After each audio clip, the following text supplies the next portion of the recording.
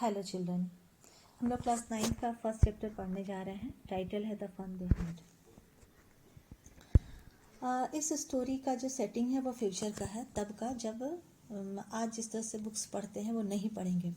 कुछ आप इस लॉकडाउन में फील कर रहे होंगे कि सारे बच्चे टेक्नोलॉजी के सहारे ही हैं, और यही आगे जब पूरी तरह से सिर्फ टेक्नोलॉजी ही होगा और प्रिंटेड बुक नहीं रहेंगे एग्जिस्टेंस में, तब की दुनिया कैसी होगी, तब बच्चे कैसे पढ़ेंगे और तब बच्चे क्या महसूस करेंगे, ये सब इस स्टोरी में हम लोग जानने जा रहे हैं।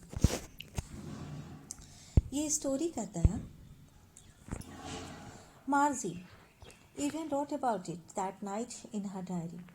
मार्जी जो है वो अपने डायरी में लिखती है, यहाँ तक कि वो डायरी में लिखती है। इतना इम्पोर्टेंट बात है एक बुक का दिख जाना कि वो अपने डायरी में लिखती है। Wrote about it that night in her diary, DIARY, spelling देख लीजिएगा। डायरी एंड डेयरी थोड़ा ही फर्क है, डेयरी के लिए DAI हो जाता है and diary DIARY।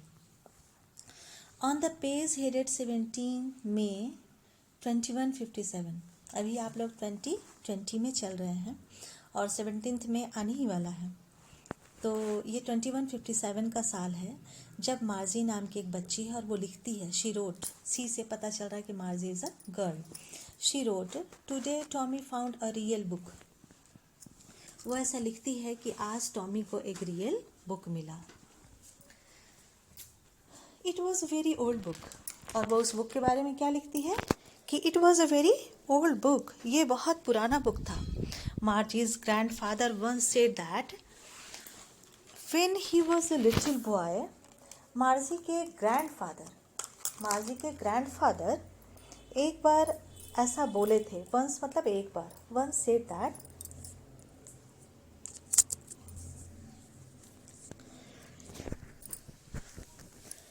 when he was a little boy, his grandfather, कि जब वो मार्जी के दादाजी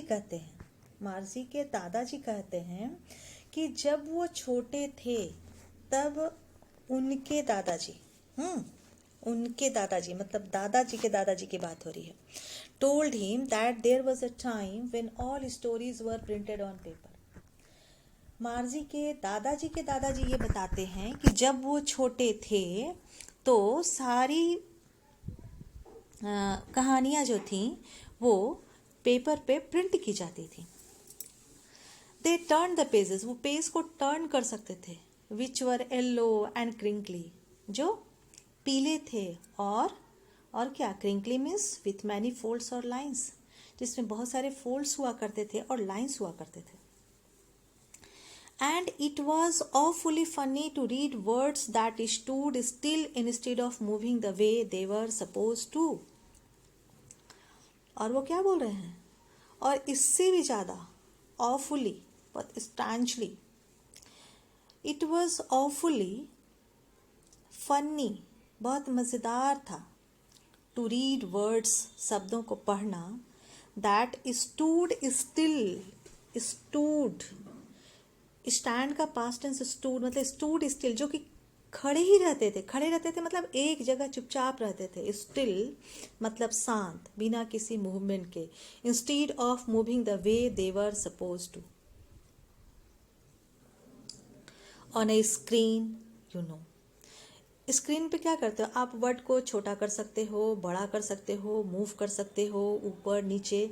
अभी आपका ये रिकॉर्डिंग भी इसी तरह के बुक से हो रहा है कि स्क्रीन के पेज पे हम पेज को आगे पीछे कर पाते हैं, लेकिन अगर हार्ड कॉपी की बुक हो तो वहाँ से वर्ड को आगे पीछे करना, छोटा बड़ा करना पॉसिबल नहीं है। ठीक है, उस बुक को पढ़ने का भी अपना ही मज़ा है, और हम लोग जैसे लोग तो उसी बुक को ज़्यादा इंजॉय करते हैं, और आप लोग जैसे बच्चे इस तरह की चीज़ को ज़्यादा इंजॉय करते हैं कि स्क्रीन वाली चीज़ आपको ज़्यादा फ्रेंडली लगती है।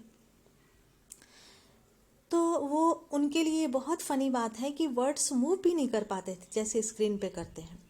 And then when they turn back to the page before, और जब पीछे के पेज पे आते थे, it had the same words on it that it had when they read it the first time. और उस पेज पे सेम चीज़ दिखता था जैसा कि लिखा हुआ था। जब पहली बार पढ़े थे तो जो लिखा हुआ था वही अभी भी। आजकल देखते हैं, अगर आप यूट्यूब का पेज देखेंगे तो आपको क्या मिलता है, आप एक बार खोलते हैं तो आपके फेवरेट चीज़ कुछ और आते हैं, नेक्स्ट टाइम जब आप खोलते हैं तो आपके फेवरेट्स कुछ और आ जाते हैं। तो स्क्रीन चेंज होता रहता है। तो अब क्या है, पुराने लोगों को वहाँ पे बहुत परेशानी होती है और वो परेशान होते हैं कि अरे भाई मेरा चीज़ कहाँ चला गया। बट नए लोग हैबिचुअल हैं और उनको अच्छा लगता है, उनको पता है कि कहाँ जाके वो फिर से उस चीज़ को ला सकते हैं। तो वो लोग इस बात से सरप्राइज है क्योंकि वो ज़माना पूरे पूरे टेक्नोलॉजी का है और स्क्रीन के पेपर के बजाय बुक के पेपर के लिए उनको ये स्ट्रैंड लग रहा है कि पेज पे वही चीज़ लिखा रहेगा जो कि फर्स्ट टाइम पढ़े थे वैसा ही सब कुछ रहे। It had the same words on it that it had when they read it the first time. जब पहली बार पढ़े थे तो जो वर्ड लिखे थे वही। जी से टॉमी, टॉमी आकर के इसको बोलता है जी व्हाट अ वेस्ट, क्या बर्बाद करती हो। When you are through with the book, you just throw it away. I guess our television screen must have had a million books on it and it is good for plenty more. I wouldn't throw it away. Tommy कहता है कि जी आप लोग तो book को waste करते होंगे फिर तो। When you are through with the book मतलब जब बुक को पूरा पढ़ लिया शुरू से अंत तक, जब आपने पूरा देख लिया उसके बाद तो बुक आपका बेकार हो गया और आप इसको फेंक देंगे। You just throw it away. I guess मुझे ऐसा लगता है our television screen must have had a million books. हमारा टेलीविजन स्क्रीन तो कितना मिलियंस बुक है इस पे, फिर भी अच्छा है। इट्स गुड फॉर प्लेंटी मोर, इस पे और सारे बुक्स आ सकते हैं। मिलियंस बुक तो हम लोग घर में रख भी नहीं सकते हैं और अभी छोटे से फ़ोन में छोटे से टीवी स्क्रीन पे ये सब कुछ अट रहा है उनका। तो I wouldn't throw it away, और मुझे तो इसे फेंकना नहीं पड़ेगा। Same with mine said Margie, Margie कहते क्या मेरे साथ भी ऐसा ही है। She was 11 and had seen as many telebooks as Tommy है। वो 11 साल की है और वो उतने सारे बुक्स नहीं देखी है जितना कि टॉमी देखा है। ही वॉज 13, तो टॉमी कितने साल का है? टॉमी 13 ईयर्स का है and Margie is 11 years old. She said where did you find it, वो पूछती है कि तुम्हें ये मिला कहाँ से? इन माई हाउस, मेरे घर में। He pointed without looking because he was busy reading, वो बिना कुछ देखे ऐसे बताया क्योंकि वो बुक पढ़ने में बिजी था। इन द एटिक, एटिक पे, ये एटिक क्या है भाई? तो below a space just below the roof ना, used as a store room. जब हम छत के नीचे कोई रूम होता है तो उस रूम को जो कि स्टोर रूम की तरह यूज होता है, that room is known as attic. What is it about, ये किस चीज के बारे में है? स्कूल। आंसर क्या मिलता है? वो बुक किस चीज के बारे में है? स्कूल के बारे में है। मार्जी वॉज स्कॉर्नफुल, मार्जी जो है वो स्कॉर्नफुल, स्कॉर्नफुल मतलब contemptuous, showing you think something as something is worthless. उसको लगता है कि बेकार, स्कूल के बारे में बुक क्या हो सकता है? I hate school. Margie was scornful, school, what is there to write about school, I hate school. उसको स्कूल अच्छा नहीं लगता है, बोलते स्कूल, स्कूल भी कोई लिखने का चीज़ है, स्कूल के बारे में क्या हो सकता है? मैं स्कूल से नफरत करती हूँ। आई हेट स्कूल, हेट मतलब नफरत करना। मार्जी ऑलवेज हेटेड स्कूल, मार्जी स्कूल से नफरत करती थी। ऑलवेज हमेशा, मार्जी हमेशा स्कूल से नफरत करती थी। But now see hated it more than ever, अब तो और भी ज़्यादा करने लगी थी। मोर देन एवर मतलब पहले से भी ज़्यादा। The mechanical teacher had been giving her test after test in geography and she had been doing worse and worse until her mother had shaken her head sorrowfully and sent for the county inspector. Mechanical teacher जो था, क्योंकि वो लोग screen पे पढ़ रहे हैं, screen में उनका मैकेनिकल टीचर आ रहा है, तो वो जो टीचर आ रहे हैं वहाँ पे, the mechanical teacher had been giving her test, वो उसका टेस्ट ले रहे थे एंड टेस्ट पे टेस्ट बस होते जा रहा है। एंड वो क्या कर रही है और किस सब्जेक्ट का? ज्योग्राफी का। ज्योग्राफी आप जानते हो, भूगोल। And she had been doing worse, और वो क्या कर रही थी? वो लगातार खराब करते जा रही थी। वोर्स, ये बैड होता है ना, बैड बुरा, बुरा का थोड़ा सा बढ़ा हुआ वोर्स ना, कंपेरेटिव डिग्री। तो वो बुरा करती जा रही थी, वोर्स एंड वर्स, उसकी स्थिति और बदतर होती जा रही थी। until her mother had shaken her head, जब उसकी माँ उसको हिला के sorrowfully and sent for the county inspector, जब उसकी माँ परेशान हो गई उसको देख करके और फिर वो काउंटी इंस्पेक्टर के पास भेजी। काउंटी इंस्पेक्टर कौन है? ये वो पर्सन है जो कि इनके मैकेनिकल जो सिस्टम है उनका रिपेयरिंग करते हैं। He was a round little man with a red face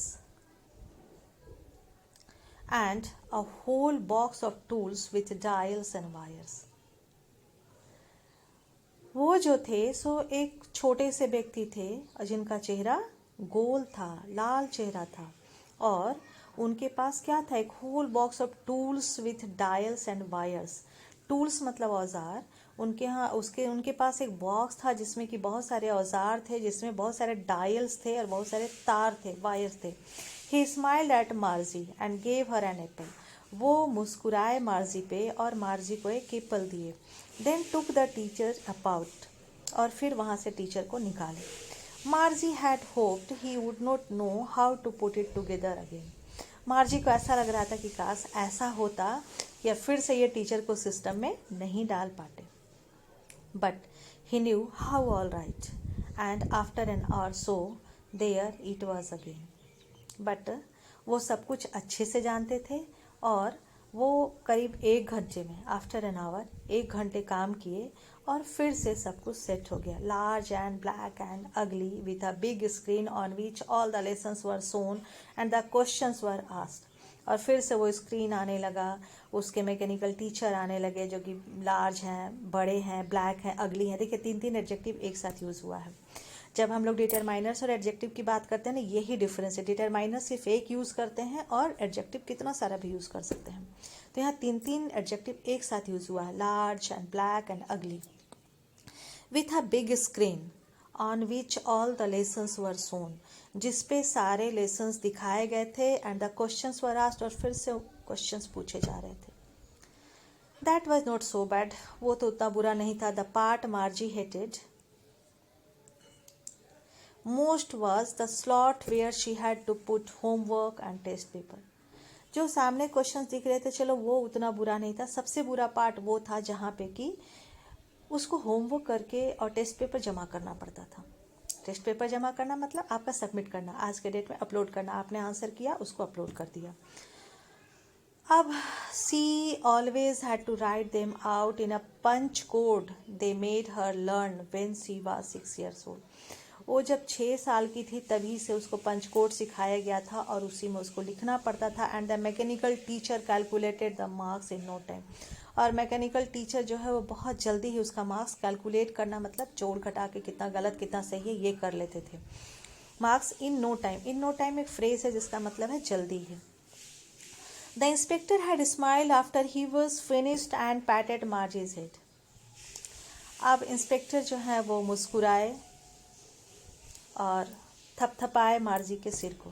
he said to her mother, वो उसकी माँ से बोले, it is not the little girl's fault Mrs Jones, I think the geography sector was geared a little too quick. अब क्या होता, अभी तक मार्जी परेशान थी क्योंकि वो बुरा करती जा रही है, टेस्ट में बुरा करती जा रही है, उसका परफॉर्मेंस सुधर नहीं रहा था। उसकी माँ भी परेशान हुई, तब ले गई थी काउंटी इंस्पेक्टर के पास। अब क्या हो रहा है, जो काउंटी इंस्पेक्टर आए हैं रिपेयरिंग करने के बाद, वो ये बता रहे हैं कि मिसेस जोन्स कौन है? मार्जी की माँ। मिसेस जोन्स, इसमें इस बच्ची की गलती नहीं है। It is not a little girl's fault, इस छोटी सी बच्ची की कोई गलती नहीं है। फॉल्ट मीन्स गलती। I think the geography sector was geared a little too quick. Geography का जो सेक्टर था ना, क्योंकि वो मशीन सेट है, प्रोग्राम किया हुआ रहता है, तो वो थोड़ा फास्ट सेटिंग हो गया था।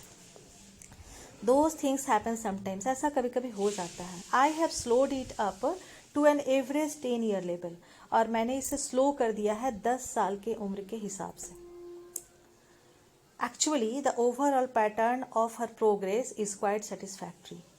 सच में देखा जाए, एक्चुअली मतलब वास्तव में, सच में, तो ओवरऑल पैटर्न जो इस बच्ची का है वो तो सेटिस्फैक्ट्री है। इसका जो प्रोग्रेस हो रहा है, ये जिस तरह से पढ़ रही है वो तो सेटिस्फैक्ट्री, वो ठीक है। जो बुरा और बदतर स्थिति थी वो नहीं है। सच्चाई ये है कि ये अच्छा कर रही है। And he patted Margie's head again. Pat मतलब थपथपाना, वो फिर से बच्ची के सिर को प्यार से थपथपाते हैं। मार्जी वॉज डिसअपॉइंटेड। मार्जी जो थी वो दुखी थी। डिसअपॉइंटेड बहुत दुखी होना, मन से उदास होना। Margie was disappointed. She had been hoping they would take the teacher away altogether. वो सोच रही थी कि काश वो टीचर को हमेशा के लिए ही लेके चले जाते। ऑल टुगेदर मतलब पूरी तरह से, पूर्ण रूप से, और अपने साथ लेके चले जाते, कितना अच्छा होता। They had once taken Tommy's teacher away for nearly a month because the history sector had blanked out completely. वो लोग एक बार टॉमी के हिस्ट्री टीचर को लेके चले गए थे, क्योंकि हिस्ट्री का जो सेक्शन था, सेक्टर मतलब हिस्ट्री वाला पार्ट, वो पूरी तरह से ब्लैंक हो गया था, खाली हो गया था। ब्लैंक होना मतलब खाली होना, तो वो पूरी तरह से खाली हो गया था, इसलिए 1 महीना के लिए उसके हिस्ट्री टीचर को लेकर चले गए थे। अभी इसी तरह से मार्जी एक्सपेक्ट कर रही थी कि काश इसके ज्योग्राफी टीचर को भी लेकर के चले जाते, क्योंकि वो अपने परफॉर्मेंस से बहुत परेशान थी, उसको अच्छा नहीं लग रहा था।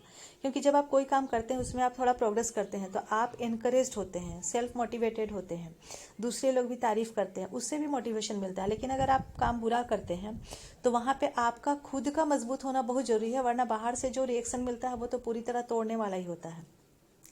तो ये बच्ची कुछ ऐसा ही फील कर रही है, उसको ठीक ठाक नहीं लग रहा है, वो सोच रही है कि टीचर से ही मुक्ति मिल जाए।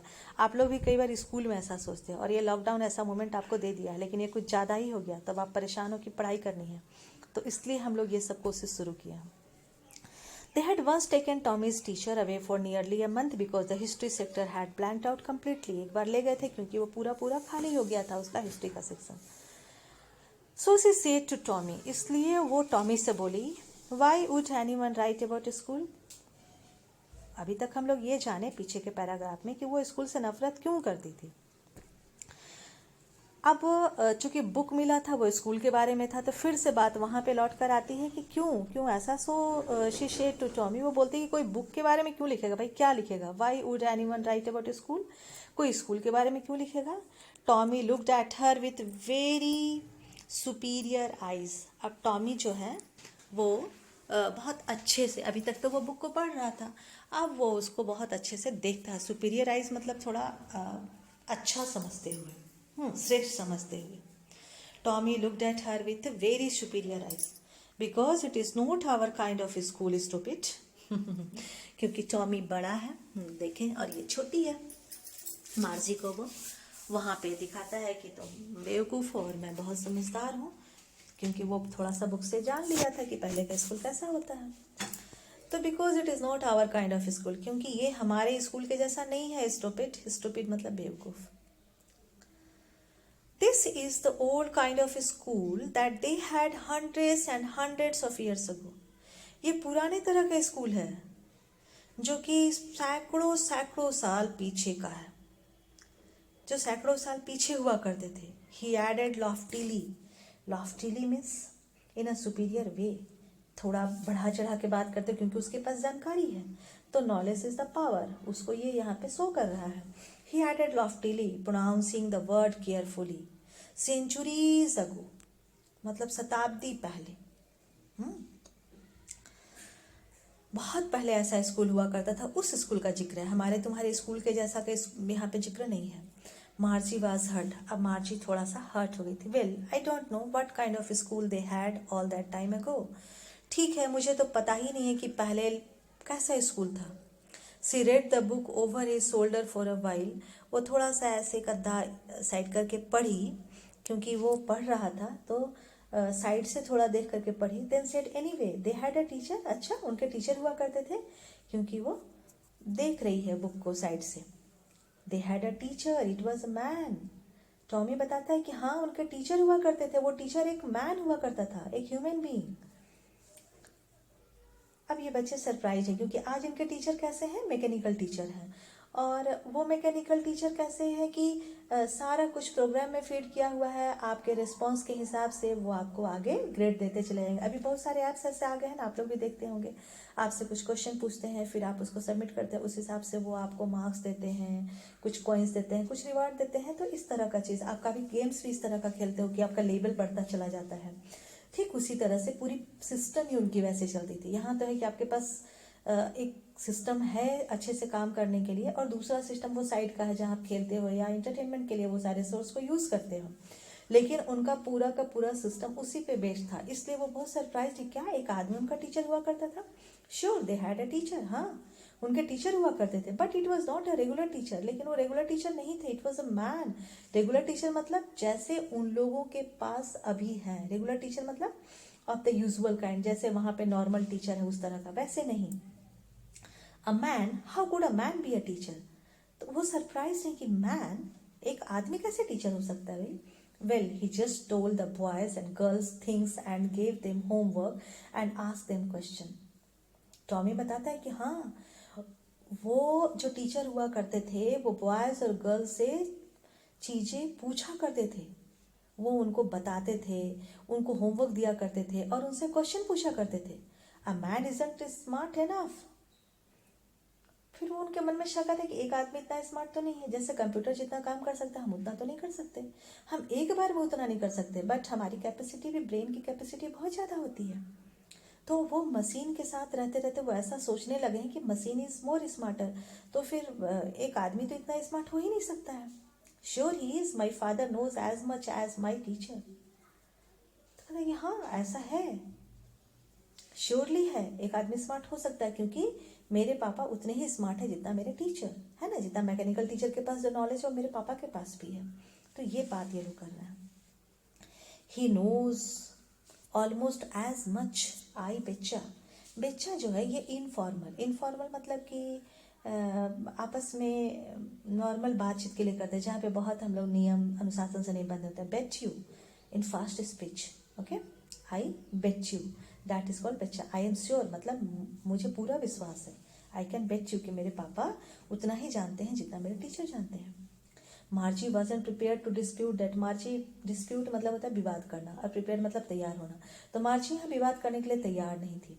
सी said I would not want a strange man in my house to teach me. वो कहती है लेकिन एक स्ट्रेंज मैन तो मुझे नहीं पसंद है कि मेरे घर में, स्ट्रेंज मतलब अजनबी। टीचर अगर कोई होगा बाहर से तो वो एक अजनबी व्यक्ति होगा जो मेरे घर में आए मुझे पढ़ाने के लिए। Tommy screamed with laughter. Tommy जो है वो जोर से हंस पड़ता है। You don't know much मार्जी। मार्जी तुमको ज़्यादा पता नहीं है। The teachers didn't live in the house. Teachers घर में नहीं रहते थे, घर में नहीं आते थे पढ़ाने। They had a special building and all the kids went there. Teachers के लिए स्पेशल बिल्डिंग हुआ करती थी और वहाँ पे सारे बच्चे जाते थे। किड्स मतलब बच्चे, सारे बच्चे वहाँ जाते थे। And all the kids learn the same thing. और सारे बच्चे सेम थिंग सीखते थे। Sure if they were the same age. हाँ, अभी क्या है वो स्कूल जो है वो क्लास के हिसाब से बटे होते हैं, तो लगभग एक ही एज के बच्चे एक क्लास में होते हैं, तो एक क्लास के सारे बच्चे तो एक ही चीज सीखते हैं। इस चीज को टॉमी बता रहे हैं कि हाँ अगर वो एक एज के हैं तो उस एज ग्रुप को हम लोग एक क्लास का नाम देते हैं। तो अगर एक एज के हैं तो वो सारे चीज एक ही साथ सीखते थे। But my mother says a teacher has to be adjusted to fit the mind of each boy and girl. It teachers and that each kid has to be taught differently.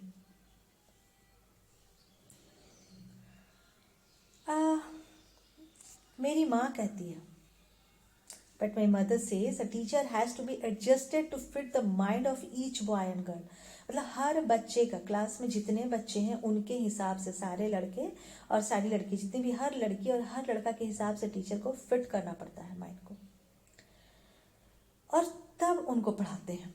And that each kid has to be taught differently. और सबको अलग, क्योंकि एक उम्र के होने के बाद भी, एक साथ क्लास में बैठे रहने के बाद भी हर बच्चों की समझ शक्ति थोड़ी अलग अलग होती है और उनका एटीट्यूड भी डिफरेंट होता है। तो टीचर जब आप क्लास में होते हैं तो आपके इन सारी चीज़ों का ध्यान रखते हैं, कौन सा बच्चा किस सेक्शन में अच्छा है, किस पार्ट में वो वीक है, कहाँ पे उसको ज़्यादा फोकस देना है, और टीचर आपको धीरे धीरे इनकरेज करते रहते हैं वो करने के लिए।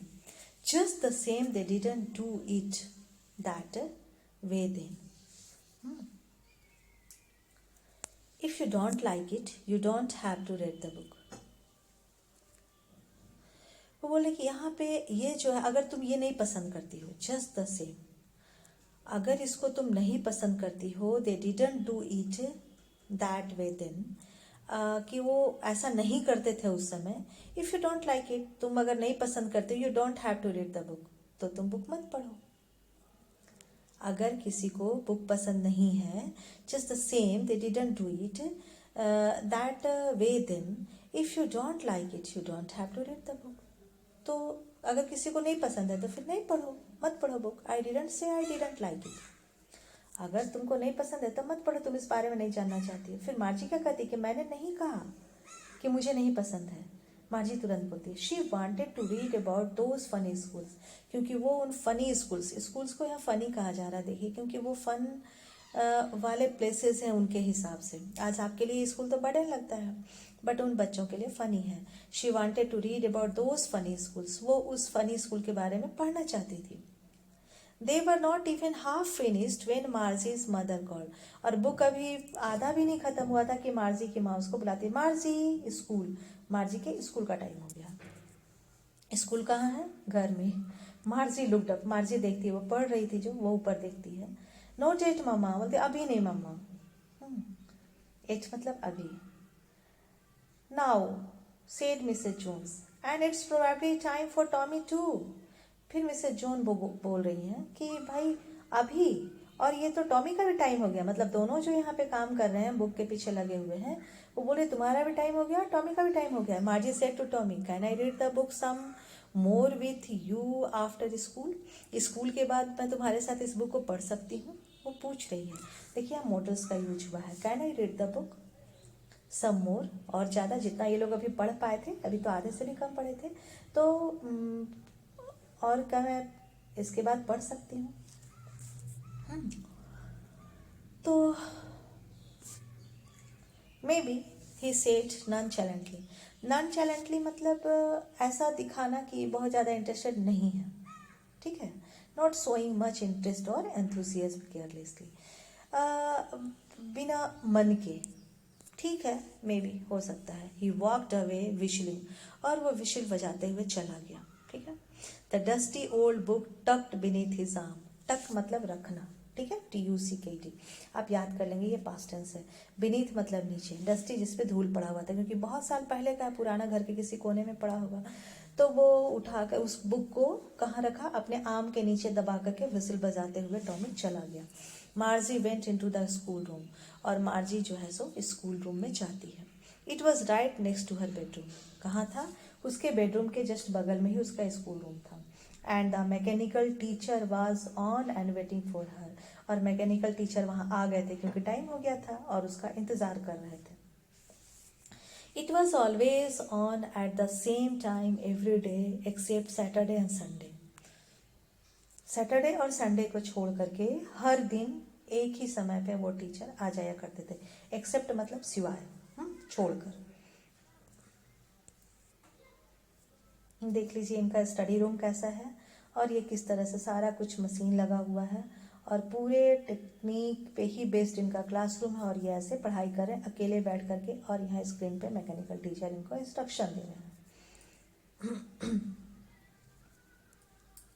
Because her mother said little girls learn better if they learnt at regular hours.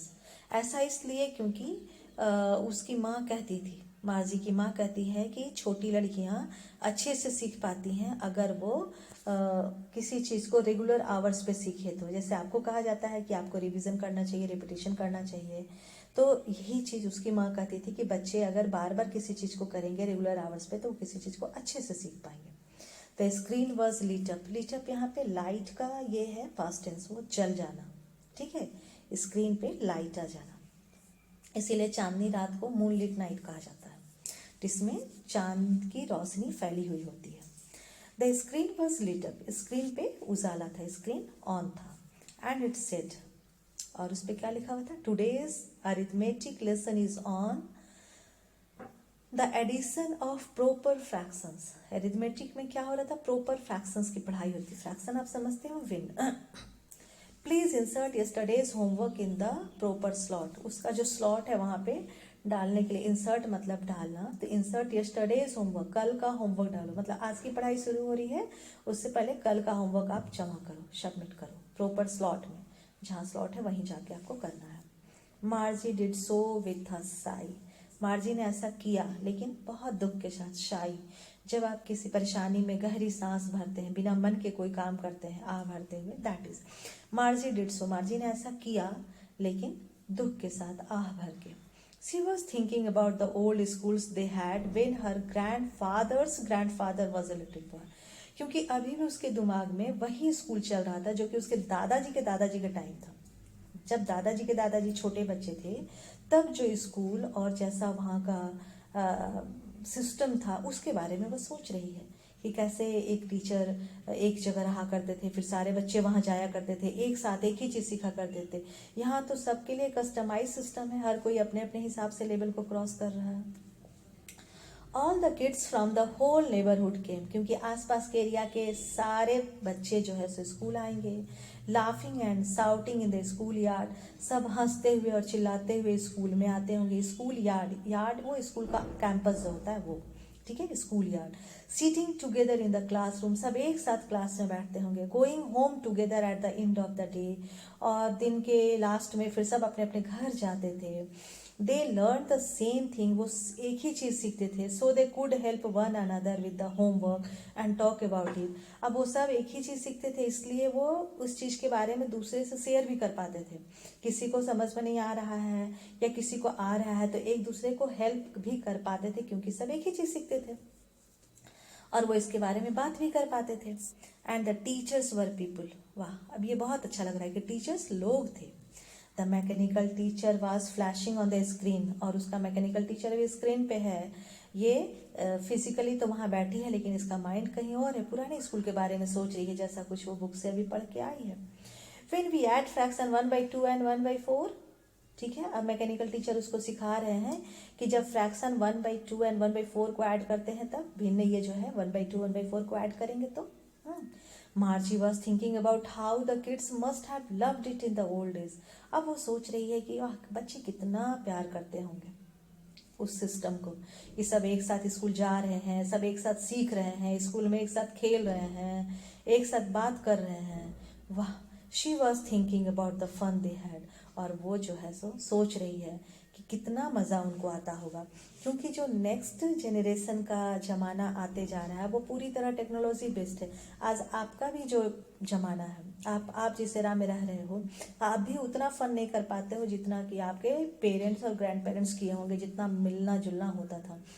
और अब इस कोरोना के बाद तो जो पोस्ट कोरोना हमारा कल्चर होगा वो तो प्री कोरोना कल्चर से और भी डिफरेंट होगा, क्योंकि अब हम टच करने में, किसी के साथ उठने बैठने, सब कुछ में बहुत परहेज करने लगेंगे, जिस तरह से ये बीमारी फैली है पूरे दुनिया पे।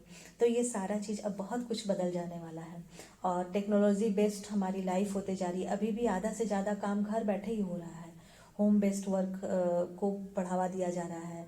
भारत पढ़े ऑनलाइन, और ऑनलाइन पढ़ने पढ़ाने के न जाने कितने सारे तरीके ढूंढे जा रहे हैं कि सारे बच्चों को ये सुविधा मिल जाए।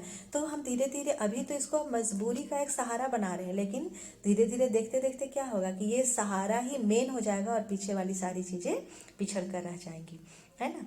तो ये फ्यूचर के सेटअप की स्टोरी थी। I hope you have enjoyed this story. और इस स्टोरी को लिखने वाले कौन हैं? Isaac Asimov. आप स्टोरी का टाइटल और राइटर का नाम भी जरूर याद करेंगे बच्चों। थैंक्स।